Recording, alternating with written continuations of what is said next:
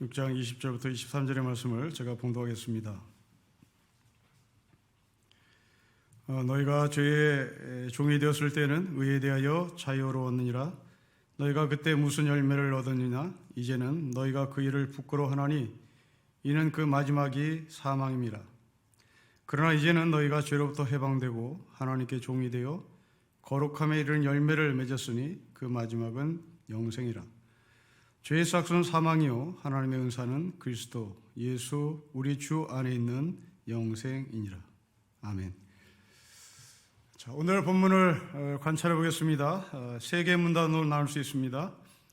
첫째로 20절부터 21절의 말씀입니다. 둘째로 22절입니다. 그리고 세 번째로 23절의 말씀입니다. 아마도 성경을 깊이 보고자 하는 분들은 왜 23절을 따로 떼어놨느냐고 질문할 수도 있겠습니다. 저도 그랬습니다. 그러나 23절은 따로 떼어놓을 수밖에 없습니다. 왜냐하면 23절은 왜냐하면이라는 접속사가 있기 때문에 그렇습니다. 우리 한국어 성경에는 없습니다. 영어 버전이 있고 그리고 헬라어 원전이 있습니다. 왜냐하면이라고 하는 접속사가 있기에 23절은 따로 떼어놓아야만 하는 것입니다. 다시 정리해 보겠습니다. 20절부터 21절은 구원받기 전 우리의 모습입니다. 22절은 구원받은 우리입니다.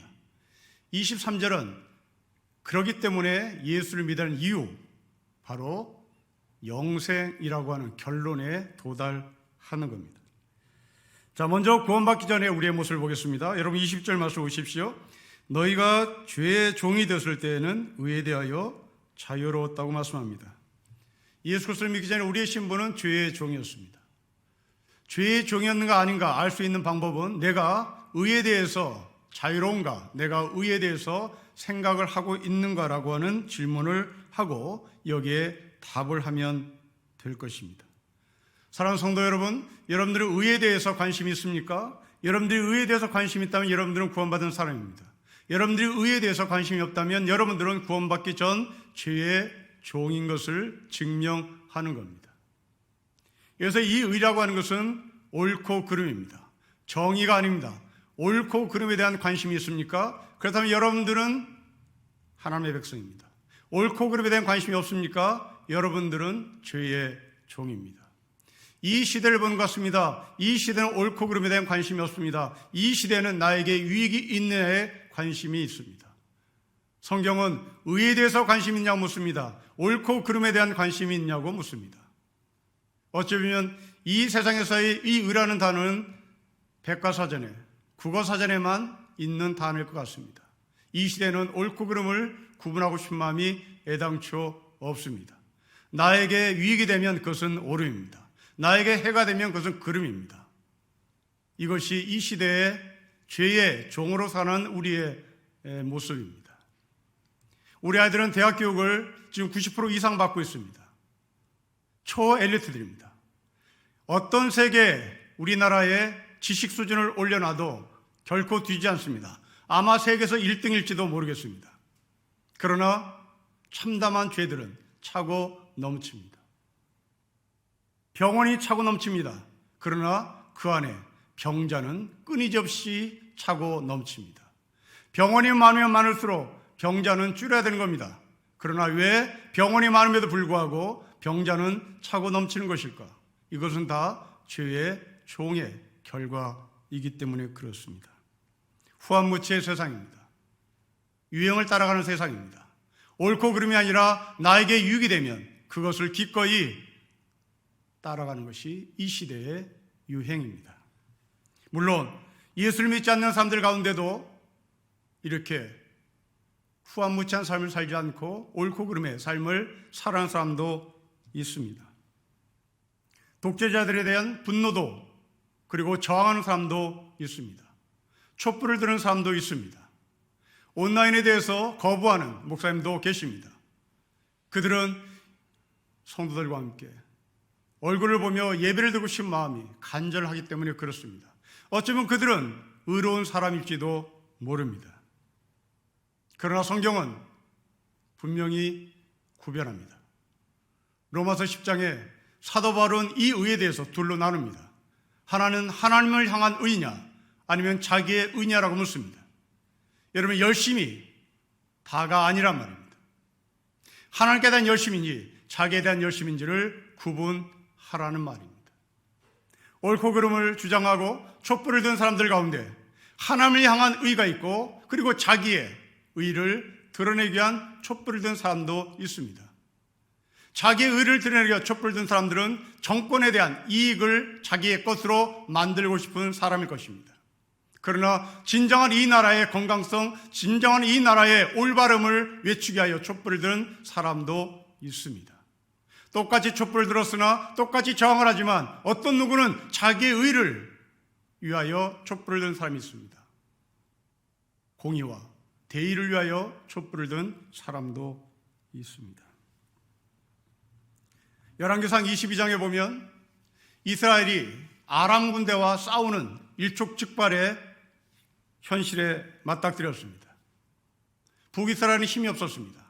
그래서 남유다와 동맹을 맺자고 서로 손을 잡았습니다.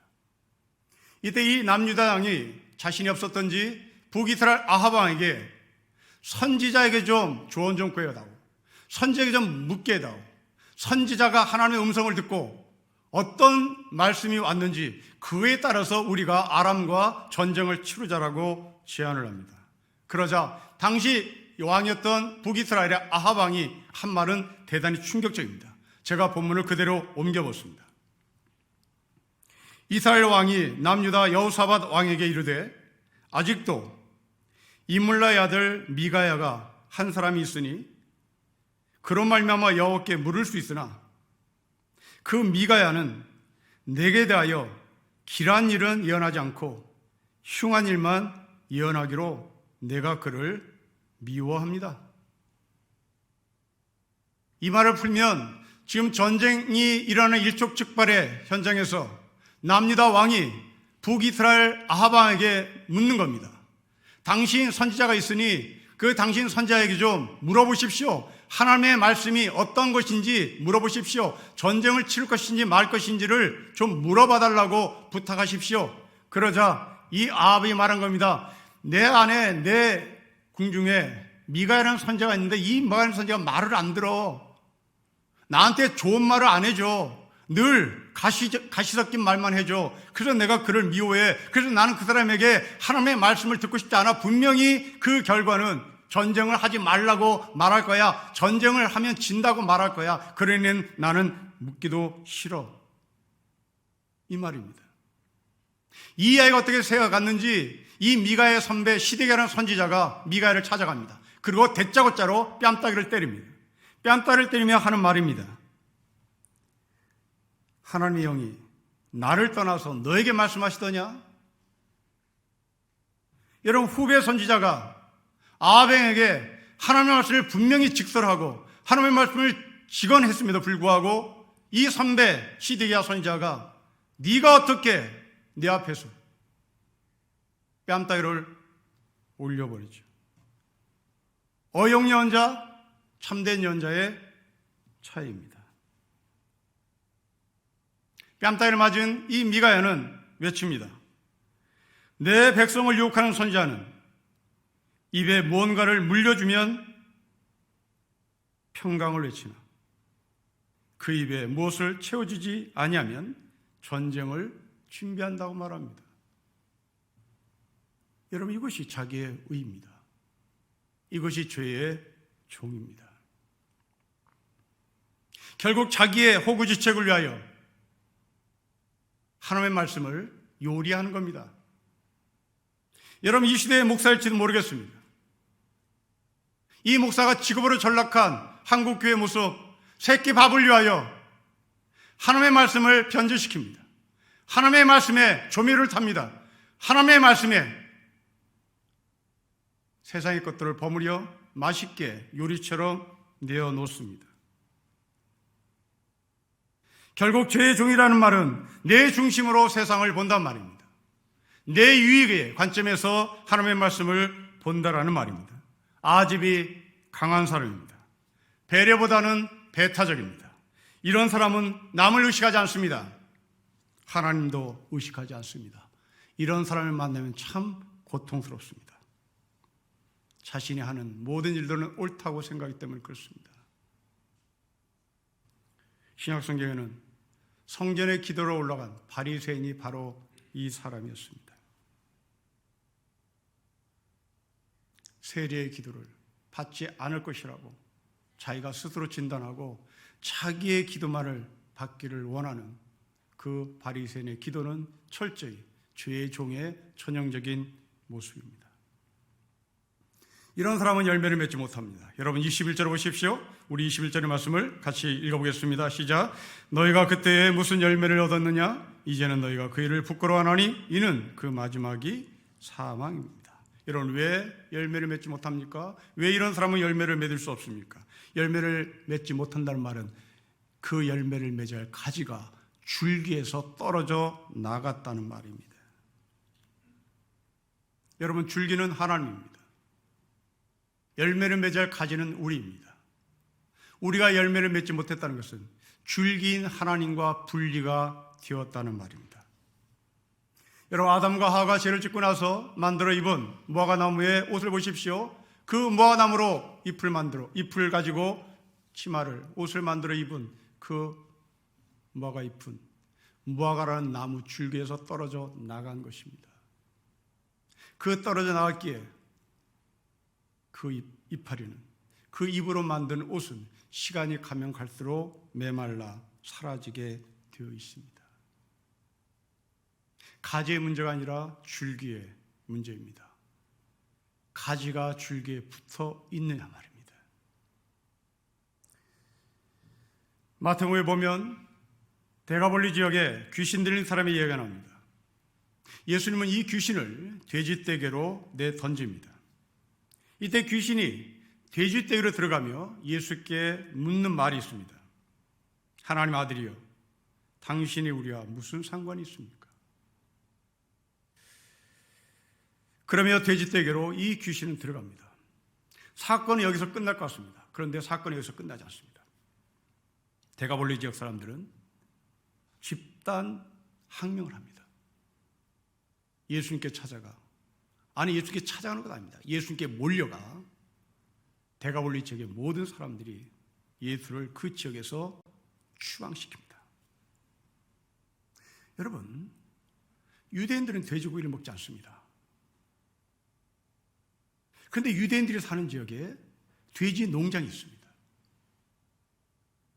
2,000마리 이상이 떼죽음을 당합니다. 유대인들이 먹지 말아야 할 돼지를 유대인들이 2,000마리 이상 키우고 있었습니다. 그 돼지를 키우는 것에 대해서 전혀 부끄러움이 없습니다. 그 돼지는 누가 먹을 양식일까요? 당시 로마 군인들에게 납품하는 소위 군납 업체들이었단 말입니다. 이 군납 업체에 종사했던 데가볼리 사람들, 자기네 군인들에게 먹이는 것이 아니라 자기네 목줄을 쥐고 있는 소위 식민지 지배국가인 로마 군인들에게 식량을 공급하는 업자들이었단 말입니다. 2,000마리나 되는 돼지가 한순간에 죽으니 당연히 돈의 노예가 된 이 데가볼리 지역의 사람들은 예수에게 찾아가 예수에게 달려들어 그 지역에서 나가라고 쫓아낸 것입니다. 귀신이 나갔다는 사실에 감사해야 하는 겁니다. 이것이 의입니다. 그러나 데가볼리 지역 사람들은 귀신이 나간 거에 감사하지 않습니다. 2,000마리나 되는 돼지가 죽었다는 것에서 분노를 하고 있습니다. 성도 여러분, 제가 여러분 집안에 있는 돼지를 다 죽여버리면, 제가 여러분 집안에 있지 말아야 할 것들을 다 추방시켜버리면 여러분들은 저에게 감사하다고 말할 수 있겠습니까? 아니면 교회를 떠나시겠습니까? 아니면 저를 쫓아내시겠습니까? 이 질문에 우리는 예라고 답을 하기가 대단히 어렵습니다. 왜? 죄의 종으로 우리는 부끄러지도 몰고 살고 있기 때문에 그렇습니다.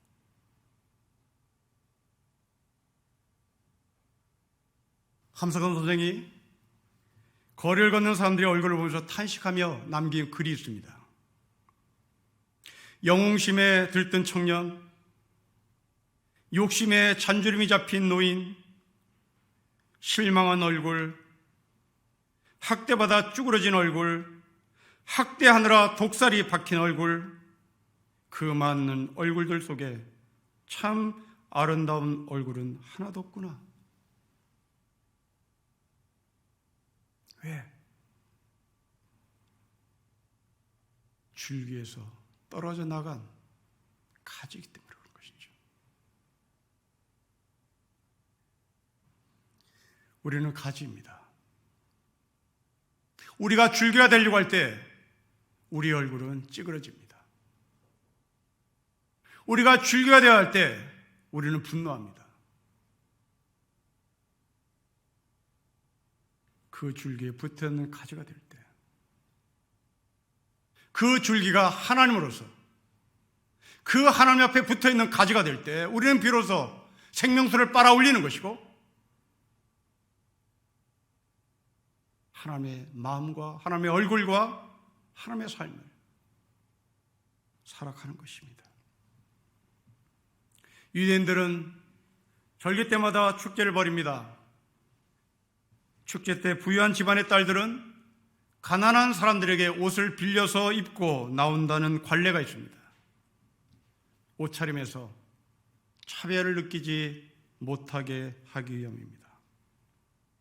옷차림에서 차별을 하기 시작하면 이미 그 축제는 축제가 아니라고 판단했기 때문에 그렇습니다. 가난한 집 아이들이 굴욕감을 느끼지 않도록 배려하는 그들의 문화입니다. 내가 하고 싶은 것을 왜 당신이 간섭해? 이런 문화가 아니었습니다. 내가 돈이 많아서 이렇게 하는데 당신이 왜 간섭해? 이런 문화가 아니었단 말입니다. 적어도 옆 사람을 의식하면서 삶을 사는 문화는 아름답습니다. 우리의 가정에도 줄기와 가지가 있어야 합니다. 남편은 아내를, 아내는 남편을, 자녀들은 부모를 줄기로 여기고 거기에 붙어 있어야만 합니다. 젊었을 때 아내를 버리고 자녀를 버리고 책임적인 삶을 살지 않은 남자들을 보십시오. 가족과 분리된 젊음을 살았던 남자들을 보십시오. 그들은 나이가 들면 어느 누구도 받아주지 않습니다. 삭정이가 된 것입니다. 아궁이에 던져질 수밖에 없는 겁니다. 가족과 분리된 삶을 사는 그 사람들은 이미 죽은 목숨입니다. 자기의 즐거움을 위하여 수입보다 지출이 많은 사람들을 보십시오. 쾌락과 즐거움이 끝나기 전에 밤새 오락에, 밤새 도박에 지친 사람들 보십시오. 흥청망청 소비하느라 카드 맞기에 급급한 사람들을 보십시오. 그들은 이미 죽은 사람들입니다. 우리 중에는 다른 사람 때문에 왜 내 자유가 제한되어야 하느냐고 묻는 사람도 있습니다. 내가 왜 남의 눈치를 보고 살아야 되냐고 묻는 사람도 있습니다. 공동체에 들어오기보다 익명으로 교회를 다니는 것을 더 선호하는 사람도 있습니다. 간섭받기 싫기 때문입니다. 저는 그분들에게 묻고 싶습니다. 정말 여러분의 생각이 확고하다면 여러분들은 사회생활을 어떻게 합니까? 왜 회사는 나갑니까? 교회를 익명으로 다니고 싶다면 회사도 익명으로 다니시죠. 아니, 부부 생활은 평생 간섭하면서 살아야 되는데 간섭받기 싫으면 결혼을 애당초 하지 말아야죠. 논리가 일관성 있게 하십시다. 익명으로 교회를 다니기 싶은 마음, 간섭받고 싶지 않은 마음, 그 마음이 여러분의 인생관의 원칙이라면 그 모든 원칙을 여러분의 삶의 전 곳곳에 그대로 적용해 보십시오.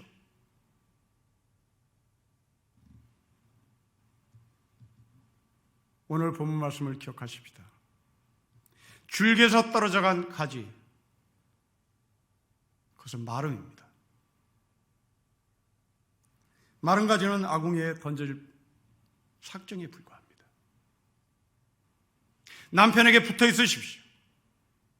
아내에게 붙어 있으십시오. 자녀들은 부모에게 붙어야 하는 겁니다. 생명 되신 예수 그리스도의 가지가 될 때 우리는 생명을 유지할 수 있고 열매를 맺는 겁니다. 어떻게 해야 떨어져 나간 가지가 줄기에 붙어 있을 수 있겠습니까? 어떻게 해야 허무함을, 어떻게 해야 부끄러움을, 어떻게 해야 사망을 해결할 수 있겠습니까? 여러분 22절 보십시오. 우리 22절 같이 읽겠습니다. 시작. 그러나 이제는 너희가 죄로부터 해방되고 하나님께 종이 되어 거룩함에 이르는 열매를 맺었으니 그 마지막은 영생입니다. 여러분 방금 제가 여러분에게 드린 질문을 잘 들으셨습니까? 다시 질문해 보겠습니다. 그리고 본문에서 답을 구하십시오. 어떻게 해야 줄기에 붙어 있을 수 있겠습니까? 어떻게 해야 부끄러움을 해결할 수 있겠습니까? 어떻게 해야 사망을 해결할 수 있겠습니까? 여기에 답이 있습니까? 여러분 22절에 답이 있습니까? 여러분 22절에 어떻게가 있습니까? 없습니다.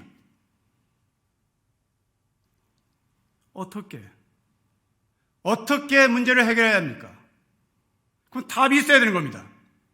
그런데 놀랍게도 22절에 답이 없습니다. 오직 답이 있다면 그러나 라는 말밖에 없습니다. 여러분 21절과 22절 사이에 왜, 어떻게 라는 질문에 예수를 믿으세요, 회개하세요, 통해 자복하세요, 그런 말이 나와야 하는 겁니다. 그런데 없습니다.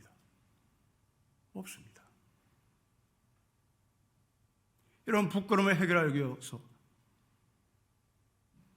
줄기에서 떨어진 가지가 줄기에 붙어 있으려면 어떻게 해야 합니까?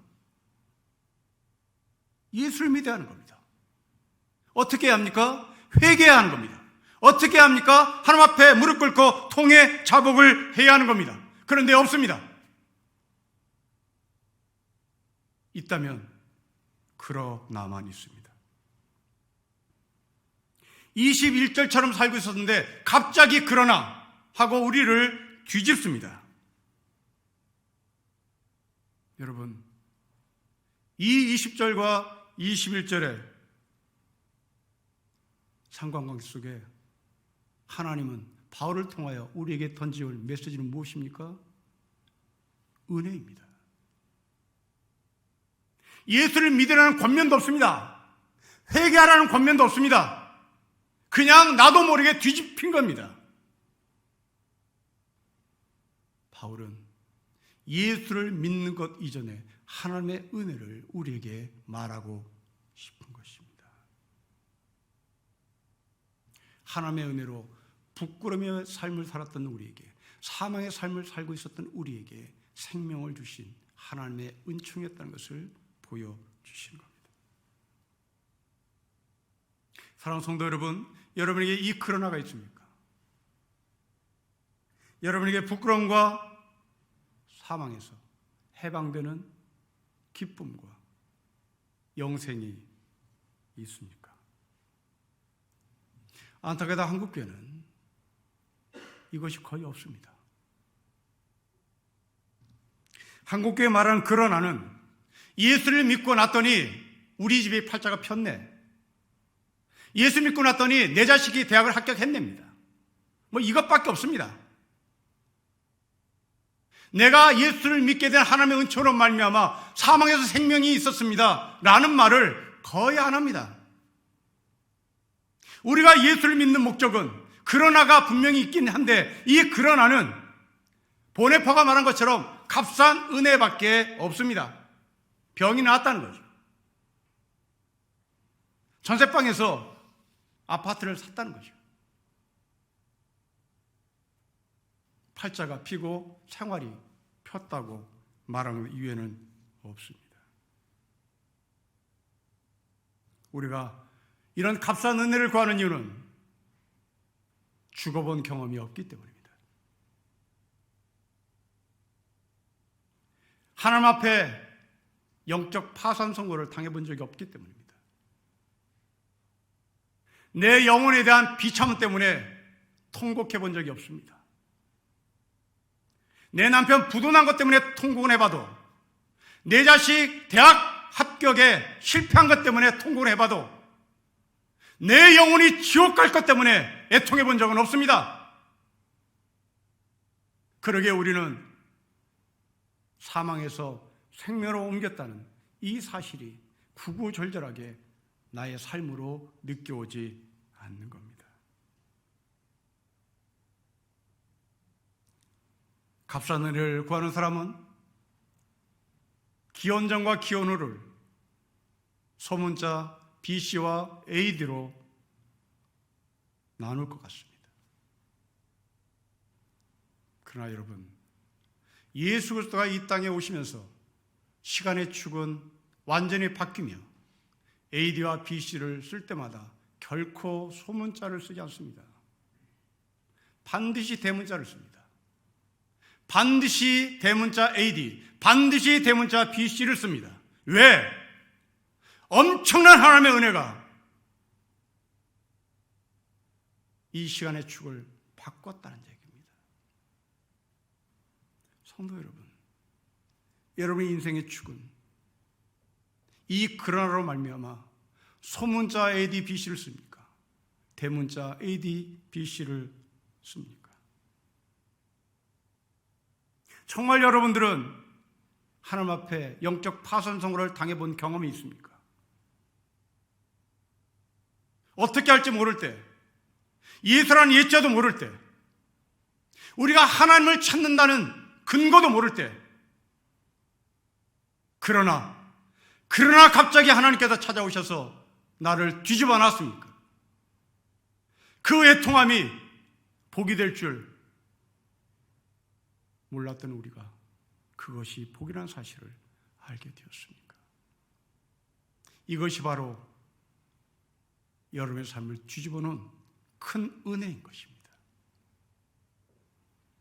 작은 은혜 우리가 급급히 한다면 그것은 죄 중에서 의의 종으로 생명의 자리로 왔다는 것을 느끼지 못하는 사람인 것을 기억하시기 바랍니다. 그런 왜 하나님 우리에게 이 그러나라는 은혜를 주신 것입니까? 여러분 22절 말씀을 다시 보십시오. 그것은 영생 때문입니다. 아파트 사는 것이 아닙니다. 아이가 대학 가는 것이 아닙니다. 우리에게 그러나를 주신 것은 영생 때문입니다. 영생이란 하나님을 만나기 위하여 준비하는 삶을 말합니다. 영생은 구원받은 즉시부터 출발하는 것이기 때문에 그렇습니다. 구원받은 즉시 출발하는 영생의 삶은 하나님을 만나기 위한 과정입니다. 그 과정 속에서 우리는 하나님을 사랑하고 이웃을 사랑하는 것을 배우는 삶이 바로 영생 과목의 내용입니다. 영생이란 사랑으로만 가능합니다. 고린도후서 8장에 보면 마게도냐 교회 교인들이 예루살렘 교회에 헌금을 합니다. 마게도냐는 그리스 북부 지역입니다. 정말 못 사는 지역입니다. 거기에 교회가 세워졌습니다. 그 교회 교인들이 예루살렘 교회에 헌금을 할 때 고린도후서 8장은 분명히 기록합니다. 이들은 어려운 중에도 후하게 연보를 했다고 얘기합니다. 힘에 지나치도록 했다는 말입니다. 여러분, 마게도니아 교인들은 예루살렘 교회 교인들을 만나본 적도 없습니다. 예루살렘이 어디에 있는지도 모릅니다. 더군다나 이 예루살렘 교회는 유대인 교회입니다. 이방인 교회였던 이 마게도니아 교회 교인들이 왜 유대인들 도와야 하나? 그렇게 말한 사람이 한 사람도 없습니다. 힘에 지나치도록, 분에 넘도록 그 가난한 마게도니아 사람들이 예루살렘 교회에 헌금을 합니다. 왜? 사랑 때문입니다. 영생의 과목을 실천하고 있기 때문에 그렇습니다. 그러나를 경험한 사람은 경건하게 기도하면서 경건하게 성경을 가슴에 끼고 교회에 출석하는 것이 아닙니다. 그러나를 경험한 사람은, 영적 파산 선고를 경험한 사람은 나를 살려주신 그 하나님이 나에게 어떤 미션을 주셨는지를 늘 기억하며 살아가는 겁니다. 그 미션은 단순합니다. 그러나 어렵습니다. 하나님을 사랑하고 내 이웃을 너의 몸처럼 사랑하는 것입니다. 이것이 영생의 삶입니다. 우리가 삶으로 복음을 전하지 않으면 복음은 살아 움직이며 전달되지 않습니다. 복음은 살아있어야 하는 겁니다. 복음은 딱딱한 외피를 입고 전달될 수 없습니다. 복음은 살아있는 생물이어야 되는 겁니다. 살아있는 생물을 살아있는 우리가 삶을 통하여 전달해야 합니다. 헌신은 넉넉하기 때문에 하는 것이 아닙니다. 봉사는 시간이 남아서 하는 것이 아닙니다. 편안하기 때문에, 먹고 살만하기 때문에 하는 것이 아닙니다. 내가 누군가에게 필요한 존재가 되어야 한다는 생각에 초점이 맞춰지면 우리는 비로소 헌신하고 봉사하게 되어 있습니다. 성경은 이런 사람을 가리켜 부유한 사람이라고 말합니다. 부유함이란 넉넉함이 아니라 나눌 수 있는 마음을 가진 사람을 말합니다. 우리는 이런 사람이 되었으면 좋겠습니다. 그러나 잊지 말할 것이 있습니다. 자칫 잘못하면 하나님의 의가 드러나는 것이 아니라 나의 의가 드러날 수 있다는 사실을 기억하셔야 합니다. 헛된 칭찬을 구하거나 사람들에게 인정받는 것이 나에게 기쁨이라면 우리는 여전히 죄의 종일 뿐 하나님의 종이라고 말할 수 없습니다. 영생한 삶은 우리가 해야 할 일인 것이 분명하지만 하나님께서 우리를 통하여 하시는 일이라는 사실을 놓치지 말아야 합니다. 우리가 남편을 섬기고 자녀들을 양육하는 이유는 우리를 통하여 하나님이 하시는 일이라는 것을 놓칠 때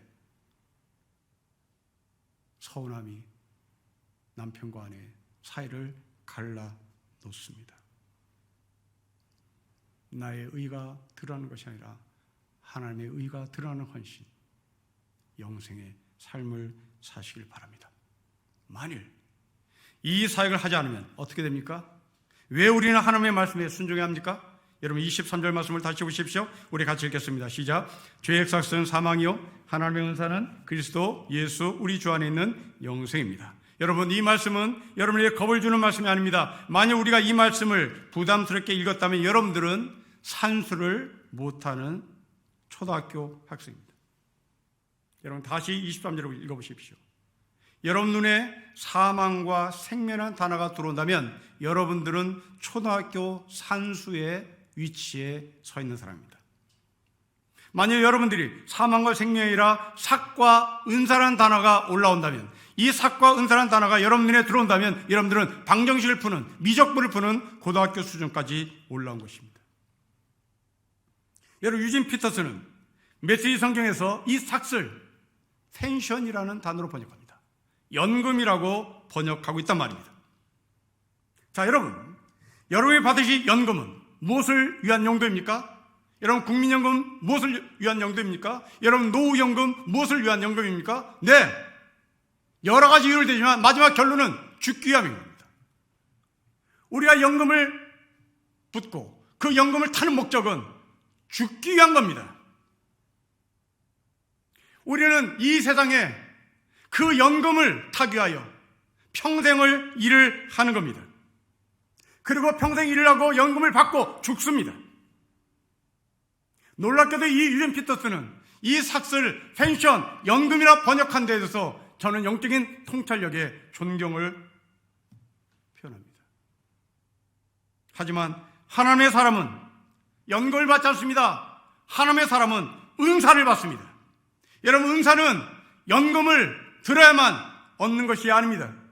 이 은사는 하나님께서 일방적으로 주신 것입니다.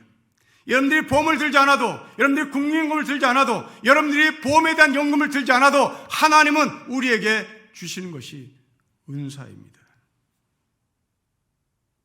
연금과 은사의 차이입니다. 연금은 내 것입니다. 우리는 죽기 위하여 일하는 겁니다. 그러나 은사는 하나님께서 죽어가는 우리를 살리시는 하나님의 은혜요, 하나님의 축복입니다. 연금으로 노후를 대비하지 마시고 하나님의 은사로 우리의 삶을 대비했으면 좋겠습니다.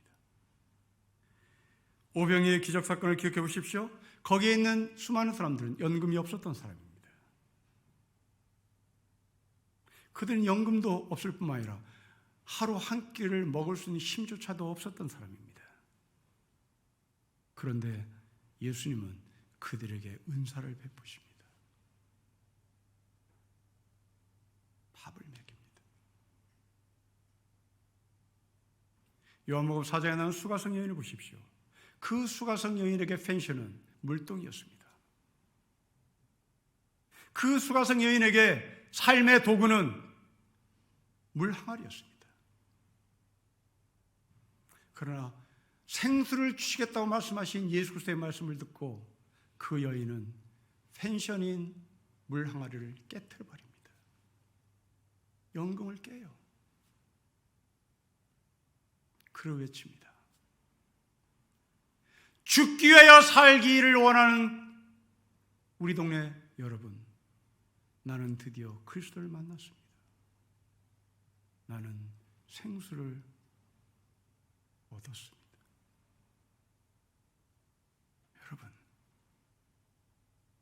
여러분은 예수에게 연금을 들었습니까? 여러분 예수에게 은사를 기대하십니까? 여러분 하나님께 투자하고 계십니까? 하나님의 은총을 기다리는 생명의 사람입니까? 종은 투자해야 하는 겁니다. 아들은 하나님의 은혜를 받습니다. 실교회 성도 여러분, 여러분들이 받게 될 축복은 연금이 아니라 은사라는 사실을 기억하십시오. 내가 아무것도 하지 않아도, 내가 하나님 앞에 늘 부끄러워도 하나님의 아들이라는 사실 때문에 오병이 기적을 베푸신 하나님의 은총이 우리에게 약속되어 있습니다. 복음을 물 항아리로 바꾸지 마십시오. 물 항아리는 복음을 담는 그릇일 뿐, 그것은 우리의 생명이 될 수 없습니다. 우리 모두는 물 항아리에 있는 존재가 아니라 예수 그리스도 안에 있는 하늘의 자녀인 것을 주의 이름으로 축복합니다. 기도하겠습니다. 하나님 아버지, 죄의 종이었던 우리가 이것을 어떻게 풀어낼지 모르며 살던 우리에게 하나님은 그러나를 외치시며 나도 모르게 살려주시고 나도 모르게 은사를 주시고 나도 모르게 생명을 주셔서 감사합니다. 생명을 받고 보니 이분이 예수였고, 생명을 받고 보니 이분이 복음이었고, 생명을 받고 보니 이분이 나에게 은사를 주신 하나님인 것을 알게 되어서 진심으로 감사합니다. 예수를 믿기 전에 하나님의 은혜를 경험하는 우리가 되게 하시고, 예수를 믿으라고 말하기 전에 그들에게 하나님의 은총을 구하는 중보자가 되게 하옵소서. 주 예수 그리스도의 이름으로 기도합니다. 아멘.